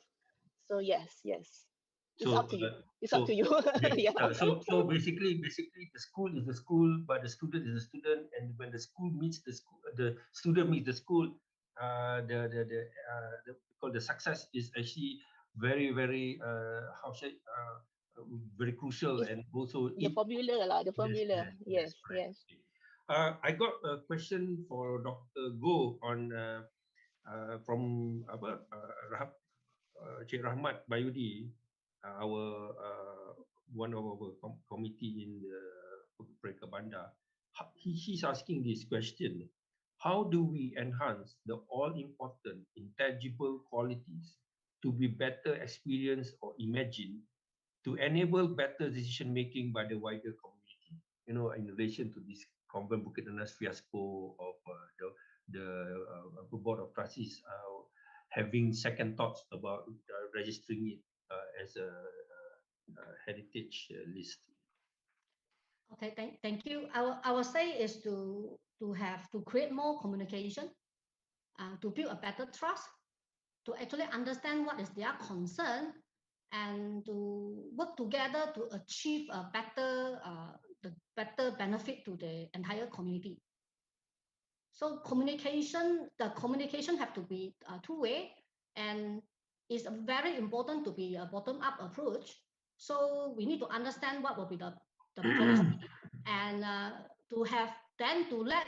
once we actually create the kind of trust with the trustee, then the trustee were able to share, they openly share what is their thought, and kind of system that they hope for the government and Ministry of Education to actually understand, as well as the Ministry of Tourism to understand their concern and see how to move forward. Like I just mentioned in my slide, until today, I do not know what is the rationale behind why it's actually been rejected.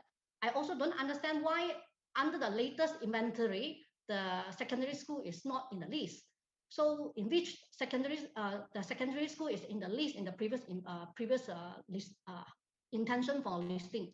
So that is something like a big question mark under my side. It just this particular webinar call for too urgent, so there's no room for us to really go into more detailed search. And plus, because previously there's potential court case, even I would like to talk to the management. So it will be better to actually discuss after the case is over. And I must say that now, since the land lease has been extended for 60 years, we have not really plenty of time. It will be timely for us to start talking about what will be the future and explore together to how to actually make all this leasehold land converting into the freehold land, for instance, and then make the whole school as one school, and to preserve have to be entire. And as I mentioned, the preservation and conservation of the school, especially for the case of Convent Bukit Nanas, right? It's not only the fabric itself. In my slide presentation, I did mention is to me is a shared built heritage. Shared built heritage is a term that it can be, colonial architecture, but in the context of CBN, is a shared heritage of the entire community, the trustee, the person who actually donate the money, the person who actually want the school to develop in certain manner, and that is a shared heritage by the student, by the donator, and by the trustee themselves. So on top of that, it will be the intangible heritage.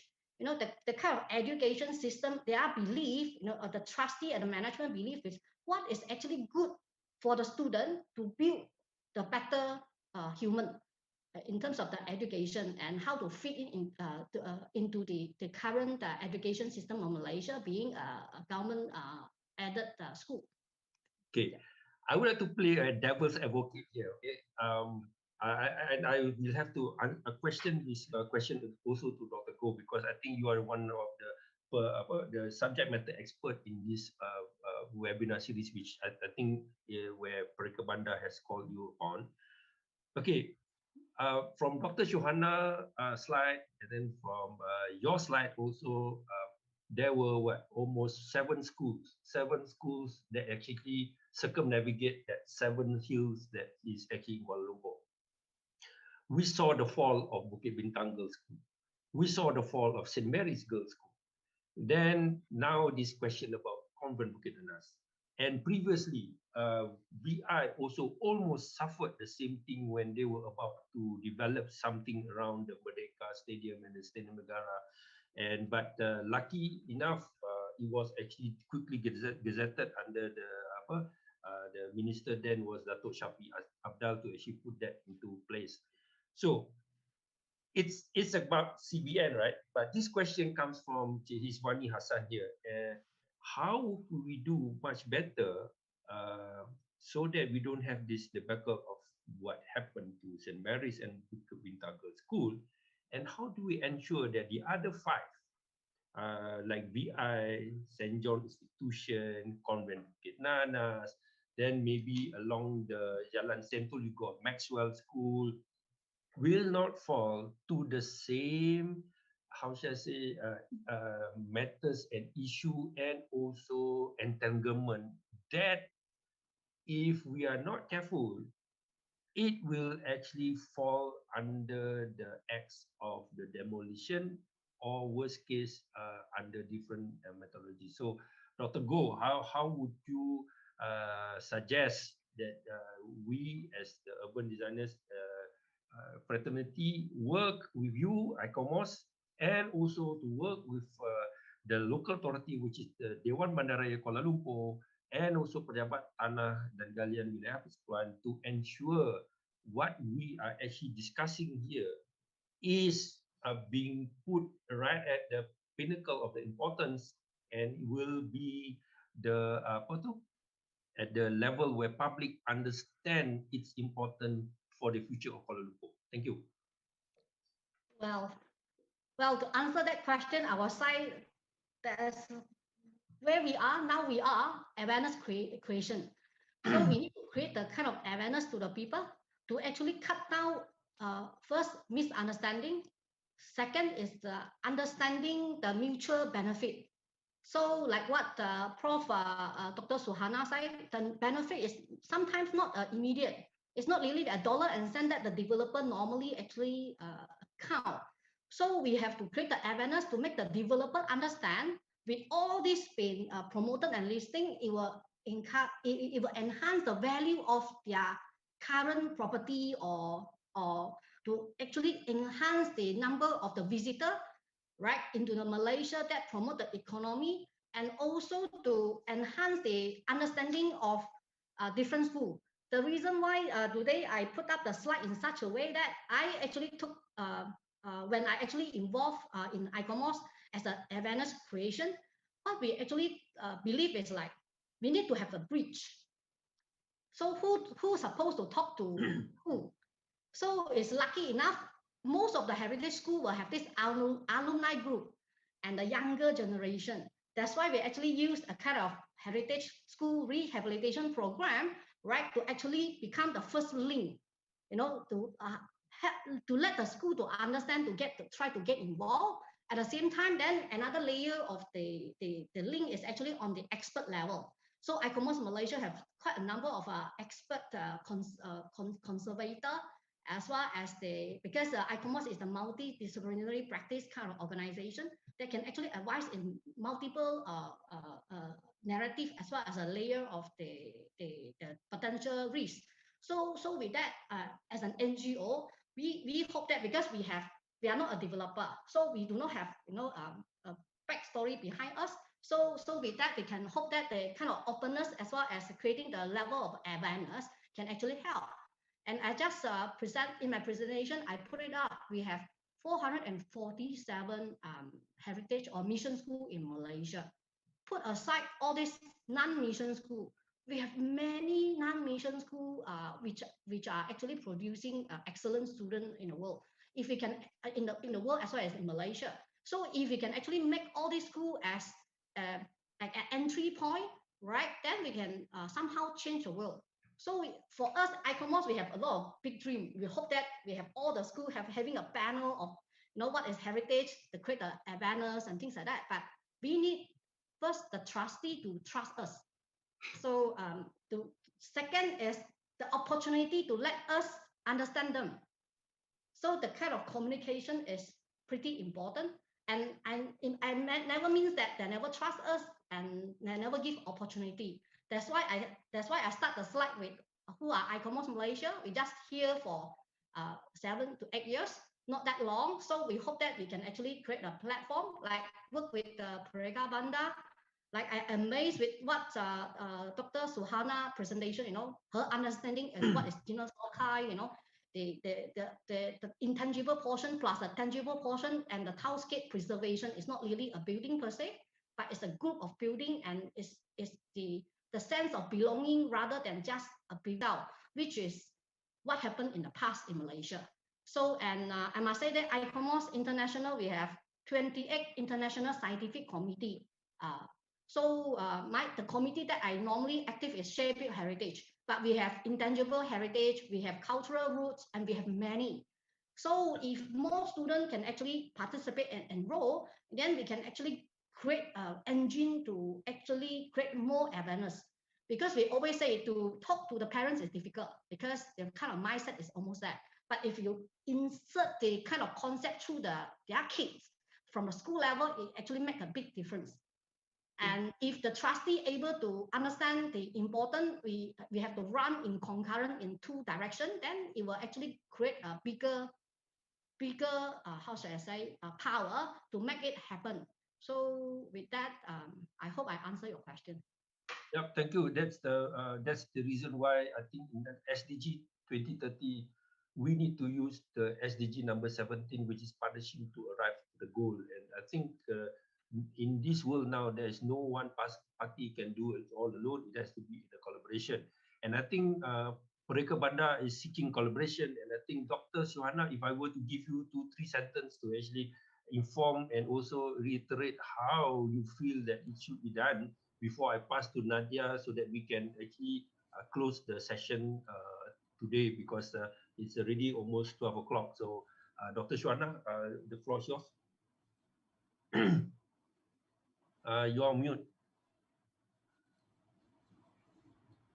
The reason why Pereka Banda take this initiative to do this webinar, because here our concern is to champion good urban design practice. And when you talk about design, urban design, we're not talking about just a building. We're talking about the sense of place and the identity of cities. So, and like I said just now, from my PhD, I did a PhD on the identity of place, and from that, I discovered that the identity of Malaysian cities actually derived from the history, the assets of the historical heritage places, and this is something that we as the professionals involved in the built environment has to champion. And I agree with Dr. Goh. We have to create awareness. The very reason we have this webinar is for that purpose, to create the awareness, because it is the people actually is the one who can send the message to the country and the government that they want their heritage to be actually protected.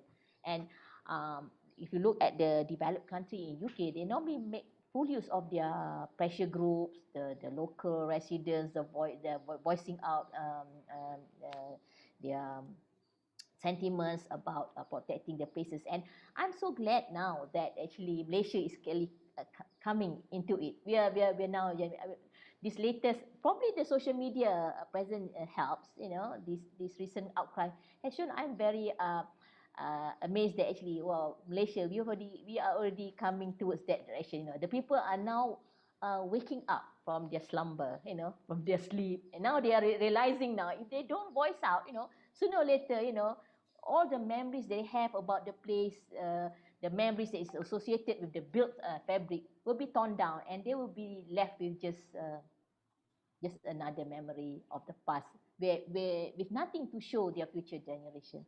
So with that, I thank you so much to the panel for coming to share your thoughts on this matter. Thank you, Dr. Shana. Nadia, now, you see, you have heard both parties here talking, and you, as the party who actually goes through the roof and the walls of the school for what, or 5 years before you took your leave to actually do architecture study. How now you and your alumni feel that can contribute towards this awareness, and also how you can actually come to terms of this particular issue of the heritage school and your school. So do you have any thoughts how you can do that? First of all, that's why at the early session, I would like to request from organizer a recording video session, so that I will pass it to the alumni to post it in the Facebook page, their own Facebook page. Somehow it's like the alumni, again, like the awareness about the CBN and heritage building, for them, maybe it's not about this building, it's about the people who manage the building. That's so important, that it has come to a combo. So if these two comes together in a good term, I don't think that we have issue in the alumni itself. Yeah. So I'm afraid like somehow somebody take over the building and convert it to the restaurant or convert it to the hotel, like what we have in Singapore here. So that should not happen. And maybe like somebody took over the building to remain the status quo of school, but they will change the nature of the school itself, the nature of the school system, the belief, that also not going to happen. Yeah. So yes, that's the concern from alumni actually. Yeah. Okay, thank you, Nadia. Thank you, Dr. Goh and Dr. Shwana. Thank you very much. I'm reading something here, and I think this is quite unique that I would like to share, if possible. I think this is also probably going to be a beginning of a much bigger dialogue, a much bigger contextual contextual movement to make responsible development, and also more contextual approach towards developing or not developing as a way forward for Kuala Lumpur, and maybe a showcase to the world. It's actually from one of our senior members, and I think what he's putting forward here is just before we close the whole session here is he's saying this from Dr. Dolmani. CBN as a school versus CBN as heritage building. We don't have to answer any of this question yet. Just we just take note, and we just because this is probably the dialogue later. Then there's another one that he put on forward. Heritage building that makes up the urban fabric. So then we need to actually define, and I think under the PSKL and PTKL, we really need to define, and what's actually done here and what's done in Singapore, done in other countries to actually do that. Then another one which I put forward just now during the question to Nadia is CBN is the brand, and the brand can be rebranding to other brands. Is that true, or what sort of branding? Is it a brand, or is it a large? They call it life. So that's can be discussed. Then what we want is to keep and protect the building so that the heritage could be a safeguarded. Okay, what heritage are we safeguarding? So we need now to list now what are actually the heritage we could be safeguarding in order when we protect the school. Then the next one is concept of school. That's this earlier question to Dr. Goh, right? The importance of having a school in the city. So we need to now put that question into our whole urban design realm. whether schools is no more has a place in the city, then we need to have that another dialogue, Doctor, Dr. Sana, on this matter. You know? Yeah. And then another one is the way that we need to protect, the way that we need to outline as heritage building has also to be properly now demarcated, even though that we have the Act 645, as what Dr. Goh said, right? So maybe we need to have a parallel thing next to it to actually ensure that people on the ground understand what it means by all those big words that they put inside the Act. Then the question of emotional attachment against citizen attachment. What I mean is that like Nadia has both a citizen attachment and also an emotional attachment because she goes through that the four walls and the roof of the school. But we has a citizen attachment because it's part of our city. So then we need to actually formulate a sense that in order to have this new urban agenda to actually move forward, that so that we have a better city that respects the heritage that it brings and also the future that the city will get from this overall picturesque inclusion of things. So I think those are some of the questions that we can bring forward to the next the next era and arena of discussion, which probably I think is also now good that we end the session with questions so that we are getting a continuity of this. So before I hand over to the Master of Ceremony, I would like to thank Dr. Goh, Dr. Shuhana, and also Nadia for your very valuable and also invaluable knowledge and also information that you shared in this webinar so that our understanding of all this issue of what is extension of the land lease, what is actually the listing, we are now much more aware and we understand the ramification if we don't do this to our city. So with that, I pass to Puan Siti, and all of you have a good weekend, and we stand by what we believe, and we have to move forward from here. And I pass it to Puan Siti. Thank you. Thank you, Architect Mus, for being a very good moderator for the session. And I would like to say thank you to all the speakers, Dr. Suhana, Dr. Goh, and also Nadia. Nadia is my junior in UTM, I think. And then yes, kan? you no need to think. I can confirm that. Sebabnya kita rupa dah berbeza kan, kita dah after 20 years.